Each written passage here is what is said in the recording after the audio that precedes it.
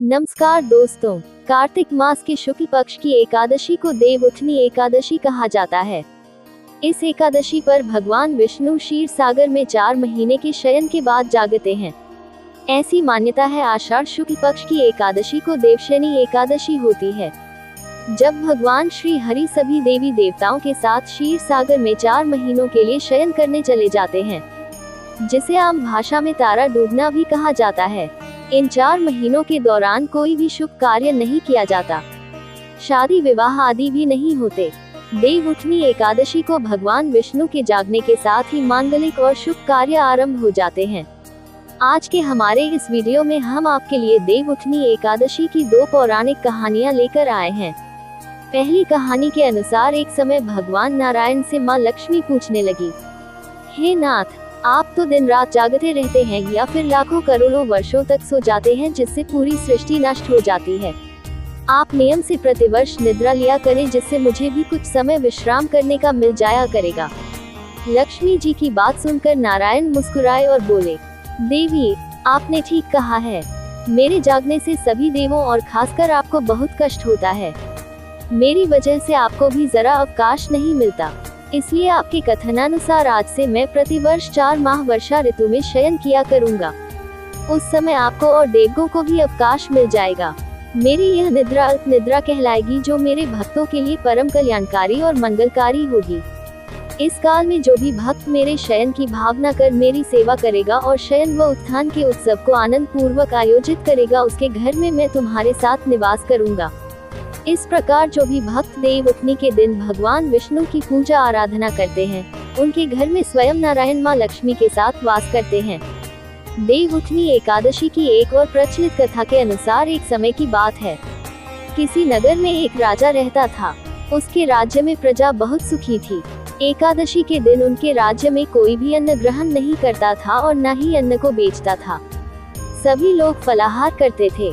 एक बार भगवान श्री हरि ने राजा की परीक्षा लेनी चाहिए और वह एक सुंदर स्त्री का रूप धारण करके मार्ग में आकर बैठ गए। जब राजा वहां से गुजरा तो उसने उस स्त्री को देखा और उस स्त्री की सुंदरता को देखकर राजा चकित रह गया। राजा ने उससे पूछा, हे सुंदरी, तुम कौन हो और इस तरह यहाँ बीच मार्ग में क्यों बैठी हो? तब वह सुंदर स्त्री बने नारायण बोले, मैं बेसहारा हूँ। इस दुनिया में मेरा कोई जानने वाला नहीं है।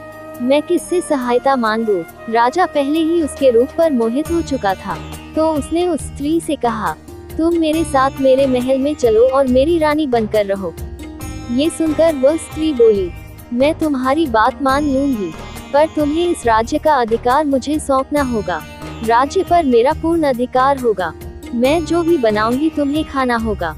राजा उसके रूप पर मोहित था, इसलिए उसने उस सुंदर स्त्री की सभी शर्तें स्वीकार कर ली और उसे अपने महल में ले आया और उससे विवाह कर उसे रानी बना लिया।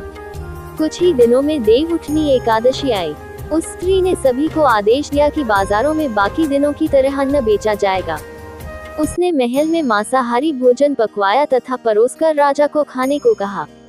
मांसाहारी भोजन देखकर राजा बोला, रानी, आज तो देवउठनी एकादशी है, मैं तो केवल फलाहार करूंगा। तब उस सुंदर स्त्री ने अपनी शर्त राजा को याद दिलवाए और कहा, ये खाना आपको खाना होगा, नहीं तो मैं बड़े राजकुमार का सर कटवा दूंगी। ये सुनकर राजा बहुत दुखी हुआ और उसने अपनी यह स्थिति बड़ी रानी से कही।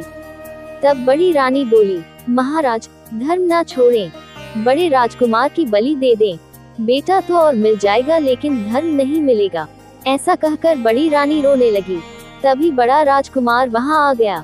माँ की आंखों में आंसू देखकर राजकुमार ने अपनी माँ के रोने का कारण पूछा, तो बड़ी रानी ने राजकुमार को सारी बात बता दी। इस पर राजकुमार बोला, मैं सर कटवाने के लिए तैयार हूँ। पिताजी के धर्म की रक्षा जरूर होगी। राजा दुखी मन से राजकुमार का सर देने के लिए तैयार हो गया। तब उस सुंदर स्त्री के रूप में आए नारायण प्रकट होकर बोले, हे राजन, तुम इस कठिन परीक्षा में उत्तीर्ण हो। भगवान ने प्रसन्न मन से राजा को वर मांगने के लिए कहा। तो राजा बोला, हे प्रभु, हमारे पास आपका दिया सब कुछ है। आप हम पर अपना आशीर्वाद बनाए रखें और हमारा उद्धार करें। उसी समय वहां एक विमान उतरा। राजा ने बड़े राजकुमार को अपना राजपाट सौंप दिया और विमान में बैठकर परमधाम को चला गया। हे भगवान विष्णु, जैसे आपने राजा का उद्धार किया, उसी प्रकार इस कथा को सुनने वाले, बोलने वाले और हुंकारा भरने वाले सब पर कृपा करना। जय श्री हरि विष्णु।